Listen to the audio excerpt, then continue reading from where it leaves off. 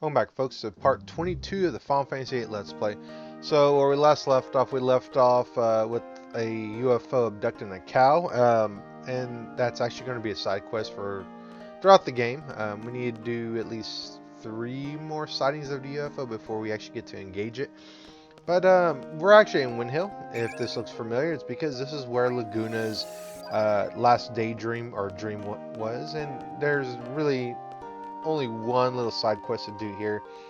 And it doesn't really net us of anything of real value, but there is a nice bit of missable information here on Rain and Laguna during his stay here at Windhill earlier in the part, actually at the very beginning of this part. It's kind of crazy to think that Laguna only had one dream sequence in this too, but the little side quest that we're going to do here is actually involving that guy on the staircase that he lost. He broke his vase, and the vase pieces are missing, so we need to go find it. So if you talk to his wife on the right and then talk to this armor here, we can actually start the sequence of finding all the pieces. And someone over here is playing a joke on Irving, and he's like, Queesus, come on, do it to Zell, not me. And Queesus is like, oh, Irving, it wasn't me. So if you go and talk to the armor again, or actually walk away from the the suit of iron, it will start walking towards the party. But in reality, as you can see, there is a chocobo inside of it. So Squall will be like, "Oh, what's this going on?" And it's a chocobo, and it just runs out of the it just runs out of the mansion really quickly. And it dropped a vase piece. So we need to get 4 of these vase pieces. That way we can assemble it and then get our little small reward, which is not gonna. It's just a stone. It's just a holy stone, just to spoil it. And then 3 more pieces of the vase, and then we can go ahead and go. Now the interesting thing about these vases, barring the first one, I think, barring the first one and the third one, I think. It's the third one. I think it's the third one. It might be the fourth one. No, it's the fourth one. Uh, they all, well, I guess half of them involve Rain and, you know, the things she did for the town and all that. But if you talk to a lot of the older folk in this town, you're going to find out they have some things to say about Rain. They got some things to say about Laguna. And what's really interesting is these town folk say a lot of things about Rain or talk about her in past tense, because you're going to learn in Windhill that she actually passed away, and she was a very, very beloved part of this village. So this lady looked like Rain at first, but it turns out that it was just a silhouette of her, or the house, I guess, showing Rain or whatever. Maybe just Squall's imagination. But if you keep on talking to her, she says that there are spirits um, in this house, which, you know, it kind of makes sense because Rain used to live here. And she keeps on mentioning something about white flowers. And the white flowers are actually going to be what you need to examine in order to proceed to get the next piece of the vase. And then, oh, it's Rain. Now, why is Rain always appearing before Squall and his party? Well, we'll actually find that later on in Disc 3. So if you talk to Rain right here, she disappears, and it's actually a cat in disguise somehow. You talk to the cat, we'll actually get a second vase piece. That's wonderful. That's 1 more vase piece. What is that? It's a vase piece. Now, if it proceeds south and continue on along the road, as Windhill really hasn't changed since Laguna's Dream. It's just gotten a lot more nicer, and there's no enemies or anything like that. And they'll also get FH's music. And so the old lady who ran the flower shop right here, she decides to skedaddle back into her shop or home. And if we talk to her, we learn a little bit about Rain. Are you here to visit an acquaintance, or do you think of what do you think of our small village? It's very small, huh? If you look and examine the white flowers right here, the old lady's going to ask, do we like flowers? Say yes. And she says that woman named Rain gave them to her, and they bloom beautifully every year. And she regrets that if only she had stayed away from the outsider, which is Laguna. And she mentions that no one really understood flowers like Rain. So that is a bit sad. You know, she was so loved, and everybody's like, well, if only she didn't get involved with Laguna. So pretty sad. Let's continue on though. So go here. We get a little bit of a interesting version of the Chocobo theme. So if you examine the Chocobo as it crosses the Chocobo crossing, you will scare the Chocobo in the air and it will drop a vase piece, which I don't know how it flutters in the air like that because it's a vase piece, but it is what it is. And then we can go ahead and talk to the Chocobo and scare it 2 more times. Once for a Gesho Green, and again for a Phoenix Pinion, which looking at the Final Fantasy Wiki while I was doing a little bit of research for Windhill, I never really noticed it. But this first one is the Gesho Green. The second one is a Phoenix Pinion. It'll actually say Phoenix Down. I guess even the remaster didn't get that part fixed. It says Phoenix Down, but it's actually a Phoenix Pinion. And the Phoenix Pinion, I don't think I talked about it in the Shimi Village part where we got the first reward for it. But Phoenix Pinion is pretty useful because when you use it, you'll summon Phoenix. And that's the only way you can summon Phoenix outside of getting a possible game over. Once you use it, well, first off, the mother Chocobo's like, okay, I've had enough of you scaring my kid, I won't run you over. But going back to the Phoenix Pinion, when you use it, it will summon Phoenix, and then from that point on, there is a small chance that when you lose when you get a game over, or you're about to get a game over, Phoenix will come back and revive your party. So that's pretty nice for Phoenix Pinion. I really never had that happen, either because I never used the Phoenix Pinion to start that little flag in the game, or B, I just never was that lucky, even if I did use it. But here we talk about that, we see that Rain built wreaths for the people here, and LNE wore those wreaths around her, and it made her look like an angel, so maybe she was like the angel of Windhill. The inn has actually changed a little bit. I didn't mention this before, but right there in the back blackboard, right by the stairs, in Laguna's dream sequence, that was actually a map of the real world, not the Final Fantasy VIII world, which is very interesting. But in the modern day time, in Squall's time, it's not there anymore. Over here, I'm trying to look for an issue Timber Maniacs, but there's nothing in Windhill. I remembered it probably when I got into not the room, but when I left, I was like, oh yeah, there isn't an issue of Timber Maniacs here. So, but it's kind of nice that you get a free rest. Not that resting really matters. You can just easily restore your HP with tents that you can buy in mass because you probably stockpile money. But anyways, that's nice to know that you can rest here for free. So if you exit, we can continue on, and we get a pretty interesting little bit of information here about Windhill. You talk to these mercenaries, they're actually going to let you know that they graduated from Garden. One of them is a seed, and the other one's just I guess a former student. But they mention that there's a private donor who helps out the town, and they say they probably have some history in this town or some kind of sentimental attachment.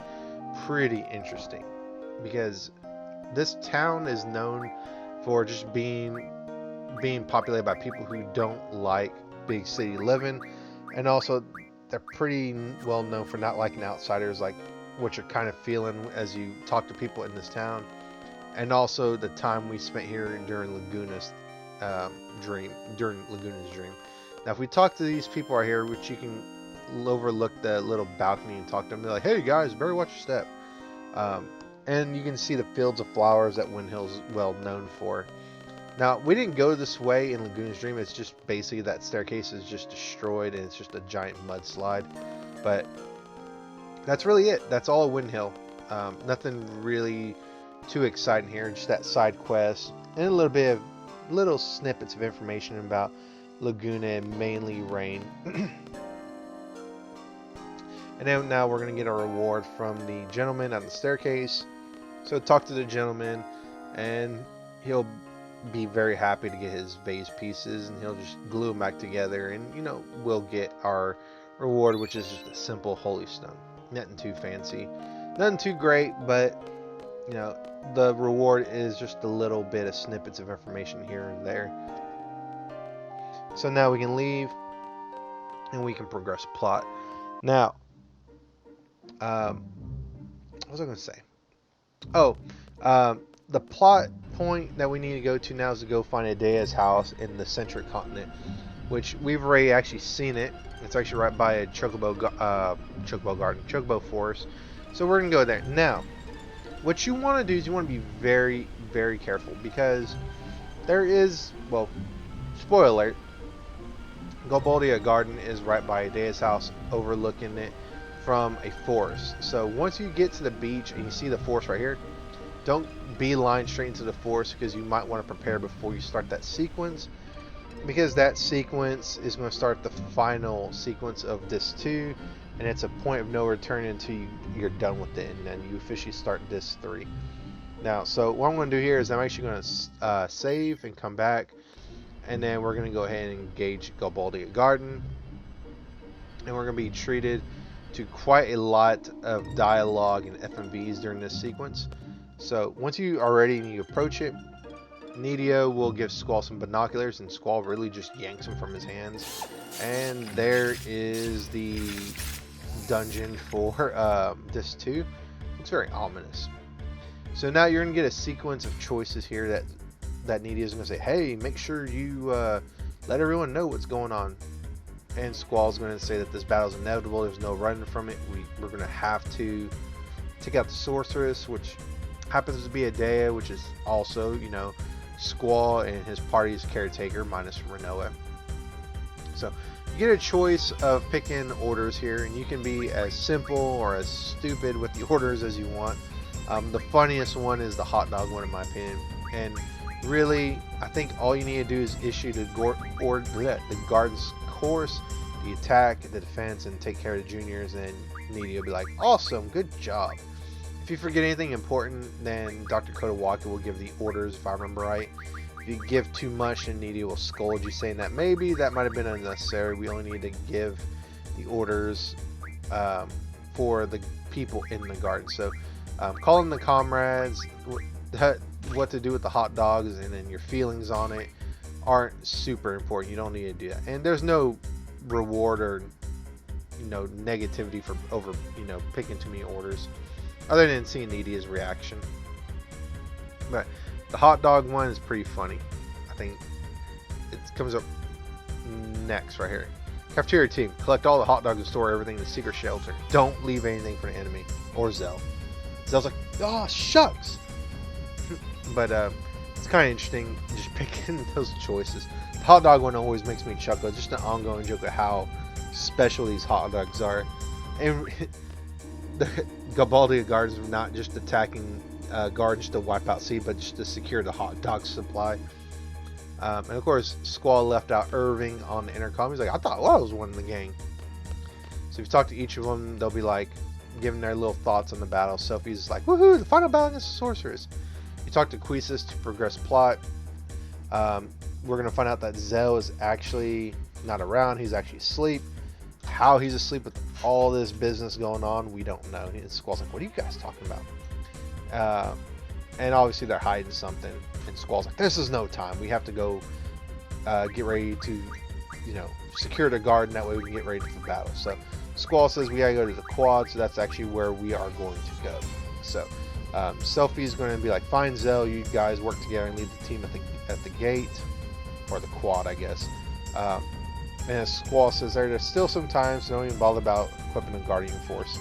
So when you go to the ladder, you're actually going to go to the second floor first, and we're going to go ahead and tell the people on the second floor, hey, you need to get ready.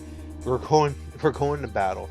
And we're going to get a lot of FMV sequences here, and it's really, really a cool section of the game. This is actually one of my favorite sections of the game, actually, because it shows the rivalry between Galbadia and Balamb Garden, and also it kind of shows how far Squall's grown as a character and as a leader, which I have a little bit of an issue with, but it's kind of hard for me to not like it either thematically.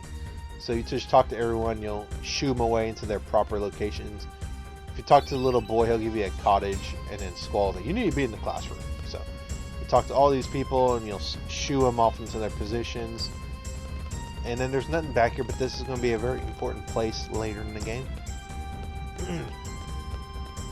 So let's go ahead and go back, and now we're going to go back to the first floor. Little boy, you're supposed to be going back in the classroom. And there's going to be an interesting bit here in the first floor, which I didn't do. I'm kind of sad I didn't, because there is a little bit of fourth wall breaking here on the first floor where the save point is. If you wait by the save point, you're going to have to go left. You can't go right, and you can't go down. But you can talk to some people that are all over the place. Like, good luck, Squall. We're with you all the way. Already, sir. Our morale soaring because of your leadership. So, continue to the left. No, I lost a seed ring. Oh well.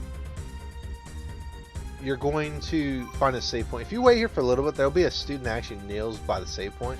And they'll be like, the save point's ready, sir. And kind of like sort of a little bit of breaking the fourth wall, or just be like they're acknowledging there are save points in this game. So we'll go to the quad, and this is actually where Zell is. He actually wasn't asleep, and we're gonna find out that Zell was actually awake the whole time, and he's actually gonna try to lead the seeds and the students here in the quad. And we're gonna find out that Zell and Rinoa have actually been talking, and Rinoa has actually asked Zell to do something for her. And so Zell's like, this ain't the time for this, but hey man, give me your ring for a little bit. I need to borrow it. And Zell's like, what the heck? Or Squall's like, what the heck? And he's like, why? I can't tell you, man. Just give it to me, please. And Squall's like, I like this ring. What the hell? So he's going to give it to Zell, and then he's going to let loose the, he's going to spill the beans and be like, yoo-hoo, yeah, Rinoa's going to be so happy for this. And one thing I didn't mention is there's a reason, I feel like you're not going to find out why Zell and Rinoa are not with the party when Squall came down from the bridge. And there's not a 100% indication that this actually happens, but we find out later in Disc 3 that I feel that when Zell asked Rinoa for that ring, or Rinoa asked Zell for that ring, it happened right before the Battle of the Gardens. We'll find that scene later in Disc 3. But that's my headcanon reason why they weren't there. They were busy talking to each other and other parts of the garden. But now we're told to go to the bridge, and Squall's like, Zell, I'm counting on you. Don't let me down. So he's like, time to get it on! So, he's going to go ahead and get it on. So, if we talk to Nidia, we're going to find out that Galbadia Garden is getting a lot closer. And we're going to get another pretty cool FMV scene. Unfortunately, it's with Cypher and his side. And I got to mention this right now. Central Continent is basically all desolate and just brown. And, well, granted, we were fighting over a forest, but the way to make Central look, and make it look like it's a lush and green continent, but it really just looks like dead or barren. It just looks like a savanna-like environment. But enough of that. Let's go ahead and watch the Battle of the Gardens take off. So Galbadia is going to strike first, send in their, I guess, cavalry, mobile cavalry. Whee! That could end up very badly for them if the Balamb Garden decided to just turn.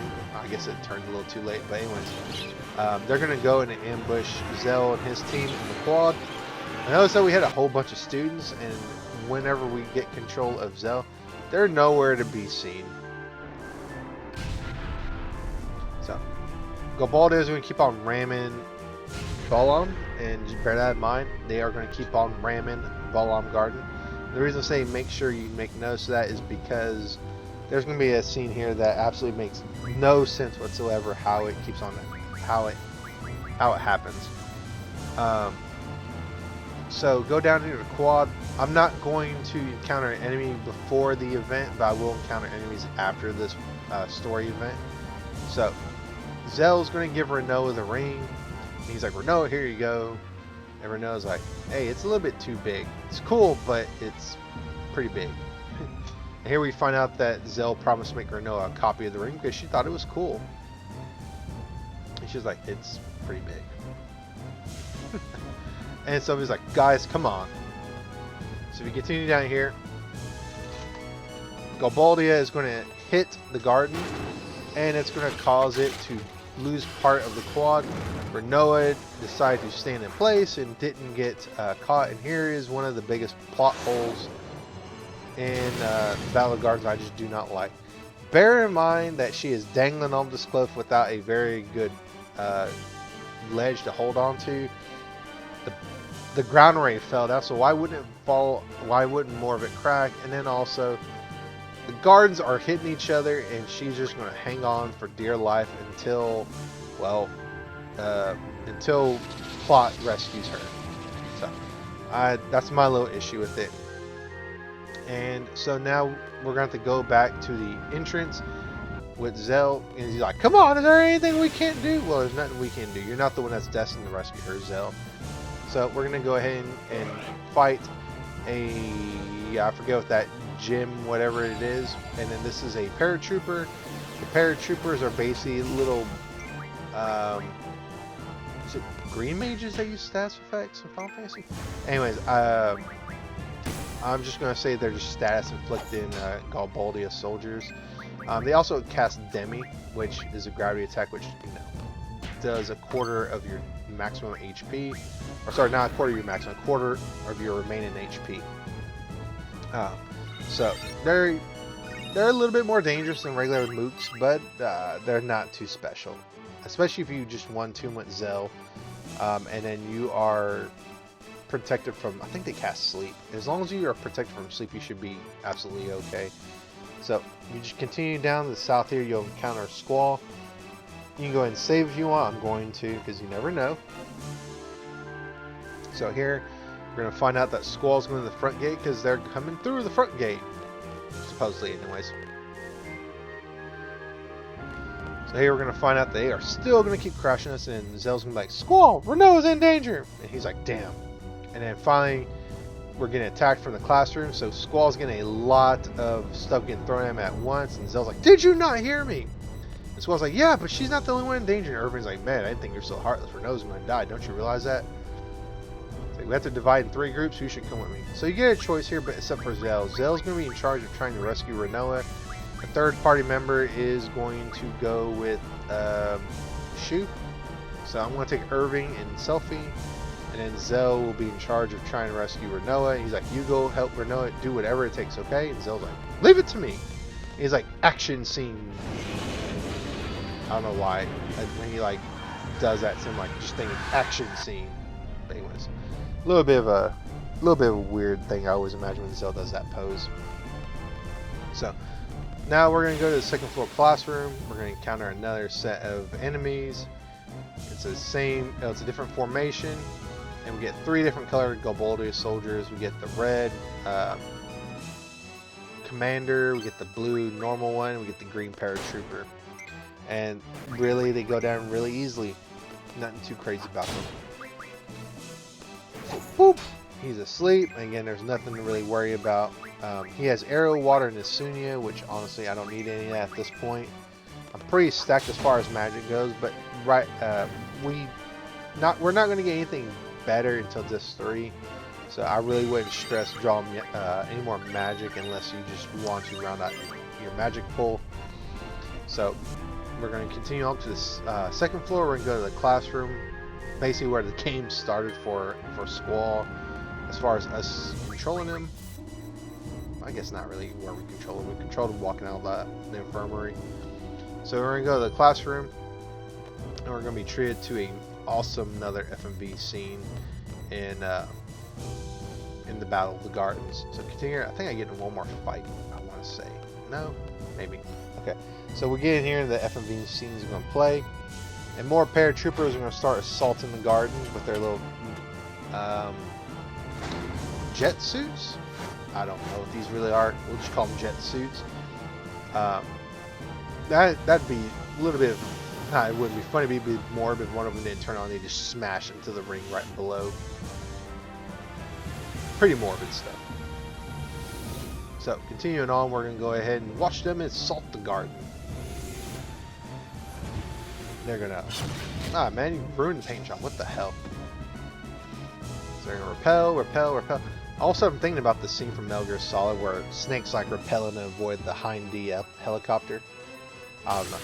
Maybe I'll let's play it, but I feel like that's just going to be like watching a movie for the most part because of all the conversation. But anyways, enough of that. Let's go ahead and take out these paratroopers. Now, in this battle, I'm actually going to show off Irving's limit break shot. And shot's pretty interesting. I'll talk about it a little bit. So his shot is kind of, it's one of the better limit breaks in my opinion as far as doing damage. Everyone's limit break is good at doing something, I feel. Irving's is, I feel, is the third best damage dealing limit break in the game. If you don't do shenanigans with Rinoa's limit break. But his limit break, basically, you get to choose whatever ammo you want to use, provided you have ammo. I want to use normal shot, and you basically shoot with the trigger button just like you would with Squall's critical attack. And then you can move your cursor to a different target while you're shooting. Once they start hitting 0, that means they're dead. You don't have to waste any more ammo. You can change your target, or you can just let the timer run itself until you run out. But some of the better ammos, in my opinion, is the demolition rounds, the fast ammo. Fast ammo is really good if you max out his attack, and then you hit the enemy with vitality 0, and then you have the highest crisis level for Irving, which a crisis level, I really haven't talked about it, is when his HP is really, really low. And I believe you're afflicted with a status element, and I think maybe Aura might have something to do with that too, but maybe. But Irving's critical rate is also increased during his limit break, and it's reliant on his luck stat, but it's much higher than it normally would be otherwise, so that's nice to know.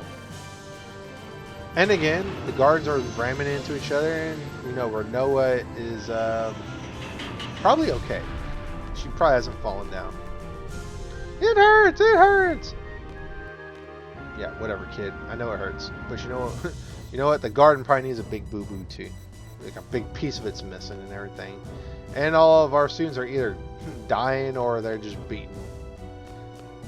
So now we're gonna go to the garden because not the garden. We're gonna go up to the bridge and see what Dr. Kodawaki wanted, because Dr. Kodawaki wanted to see us. And here, we're gonna hear a little bit of everything from every single character. Dr. Kodawaki is like, what's the situation? And Squall and Weiro stop the first 2 waves of enemies. However, many of them are hurt, and we may not be able to survive another wave. And Queesis is saying that the force, the front gate, is holding their ground, but only barely. And everyone's a little bit doom and gloom. And Queesis is saying their guard has better fighters, and theirs are just full of students and just whatever seeds that they have. And Squall's having a little bit of a moment of doubt here. Maybe he should have focused on attack instead of defense. And Dr. Kodawaki is going to poke Squall, saying Cypher's with him, and are you going to run from him? And Squall's going to be like, no, not going to run. I'm going to go ahead and lead my students to obliteration. No, we're not going to lead them to obliteration. We're the heroes. That's not going to happen. But Squall has the point of we need to board the garden, and we can take the fight to him, and then we can end this, you know, if we take out Adea. So Irving's going to make the mention, well, why don't we just ram them? Their garden's been doing that to us. We can get Nidia to do it. And Squall's like, where's Rinoa? And so I was like, sorry, man, there's nothing I can do. There's no way to get to the quad. Those bastards have the area barricaded. Okay, so they're actually in the garden, and they secured off the quad. That's great, Zell. Thank you. Squall's like, Rinoa. And of course, Irving's like, you just gave up on her, didn't you? And so he's going to tell him to do him a favor and go rescue Rinoa and not give up unless you're absolutely certain you cannot do that. And then he's like, I don't care how you feel. He's like, just do it, please. And Queez is like, just listen to him because she's one of us. And so he's like, I can't believe you, just do it. So everyone is telling Squall to rescue Rinoa, and it's pretty obvious at this point that everyone's trying to push them together. So Queesis is going to be like, well, we'll clear a path while you go and take care of that. And then Dr. Kodawaki is saying, hey, Squall, you forgot something very important. And he needs to go with her to go take care of some very important thing. And the very important thing is he needs to rally his troops. He needs to rally his people. They need to hear from their leader because it's his duty. Nydia, what the hell? You're letting this garden just fly without a pilot. This is why we're losing, because he just isn't piloting the garden. But anyways, right here, we get a very awesome, rousing speech from Squall. And Nydia, as Nydia said, everyone in the garden looks up to Squall. Now, while that's cool and everything, this is one of the plot points in this section I don't really like, but, you know, I'm going to try to rationalize it, because he says everyone looks up to Squall, which, you know, is cool. It's good for plot convenience, but, you know, he was a loner up to this point. He didn't talk to nobody, but, you know, okay. Now, maybe between the Garden Festival and Squall's team saving the garden from the missiles and during the Civil War that was happening in the garden, that got everyone hyped up on the Squall leadership train. So I can kind of sort of give it a buy from that. And Squall's just going to be like, hey, we can do this. Just hold together, everyone. Support everyone. Support the team that's going to lead the attack into the Galbadia Garden. And, you know, he tells everyone that seed was formed to fight the garden. And the garden was created to train seeds. And this battle is Garden's destiny and is also their destiny. And it's a grueling battle. And they're all exhausted. But he wants them and himself not to have any regrets. And when they look back on this day, to not have those regrets. So, he says, just this once, I want you guys to give everything you got for themselves and then also for Squall. Because this battle is just as important to Squall, and for a selfish reason, because Cypher's in the garden and wants to show that smug SOB what's up. So, Dr. Coyle's like, okay, let's smash into him, says the doctor. I'm a doctor, but we need to smash into this garden. And we're going to hit him right from the flank. Now, we're going to get into one of my most annoying parts in Final Fantasy VIII. But first, we're going to get another Zell action pose scene right here. And we get everyone's little inner thoughts about like what this battle means to him. For me and Selfie, this is it for the world for Balamb and Trivia. And I didn't get to see what Zell said. That Zell pose right there. I don't... That pose is the pose of legends right there. No other pose in Final Fantasy ever beats that pose as far as I'm concerned. So, this is the annoying part. So, we're going to take Squall down to the second floor. Now, why all of a sudden he feels the need to go to the second floor, I do not know. But, he's there. So, we got to go find Mark, because Mark got lost, and Squall's like, damn it. So, let's go find Mark. Mark, why you... I told you to not... The boy that gave us the college at Squall says, hey, you need to go to the classroom or stick with the people. He didn't do it, now he's throwing a fit down here. So if you talk to the kid, Squall will be like, hey kid, are you alright? He's like, there's a person waiting for you down the hall. Why don't you go over there to her? And this is the annoying part. We get ambushed by a paratrooper. And notice that we have a life bar on the lower left, and they get 2 free hits on. So we lose about, I don't know, maybe like a quarter of our health. Maybe an eighth. But look around for another option. And then another option will show itself, and it will be to hit the emergency exit button. Now, if you choose any other option, you'll get hit and you'll lose more HP. And you're going to be forced into a battle with this paratrooper in this little sock and bopper match. And the bad thing is we start with a health disadvantage, you can see there. You're given 3 options. You're given punch, block, and kick. Punch will do the most damage, but it's very slow. You have block, which will block the damage. You have kick, which will do a very quick attack that can stop him from punching, stop him from blocking if you do it quick enough. If you block enough, I believe you'll get an optional 4th attack called the Death Blow. I've never done it before, I just know of it. But as you see here, I'm not doing so well. So we're basically fighting for control of this jet so we can rescue Rinoa. But let's... am I going to be able to pull this off?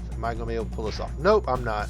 Well, folks, that's the end of this Final Fantasy VIII Let's Play, and I'll catch you in the next one. Resident Evil 2, anyways.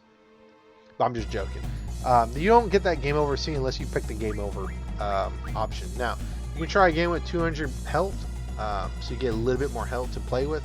I'm going to do a normal one, and I want to get it on my second attempt.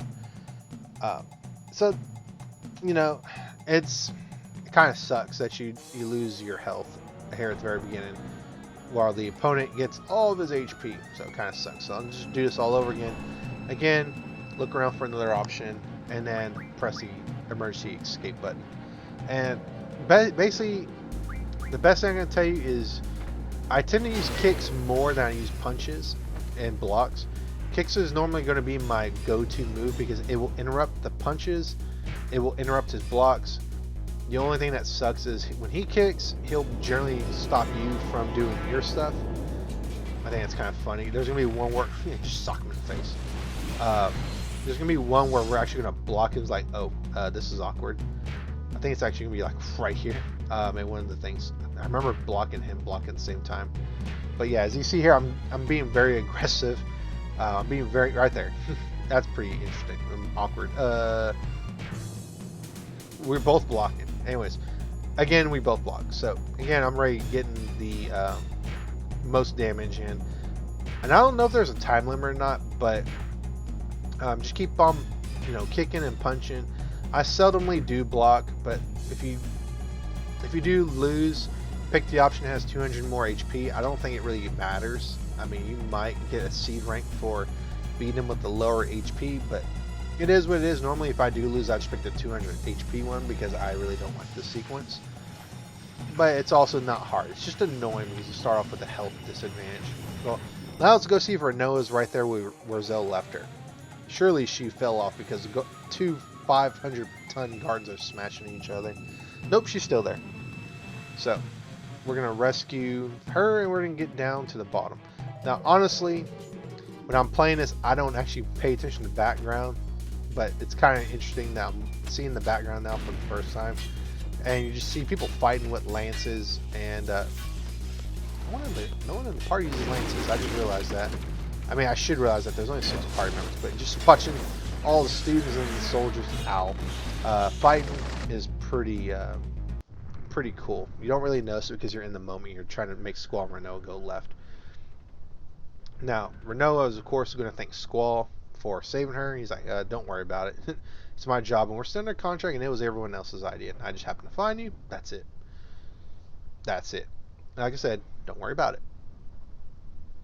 But Rinoa's going to confess to Squall that she couldn't die because she has something very important to him, and she couldn't die until she gave it back to him. And so she actually put his ring on her necklace. And Squall's going to be like, I'm going to kill him. And he's like, that's my favorite ring, you better give it back. And she notices there's a lion on the ring that she calls a monster. And he's like, that's not a monster, it's a lion. And he says that lions are great sources of pride and strength.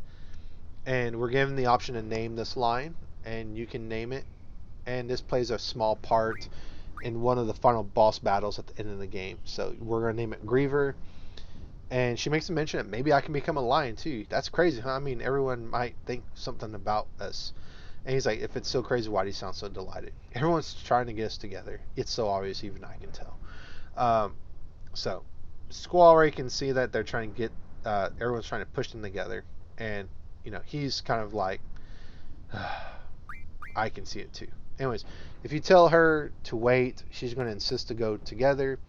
Before we close out this part, go to the back of the screen where those trees are and examine it for a draw point. And it's an aura draw point, which is the limit break magic that lets you use limit breaks really, really quickly.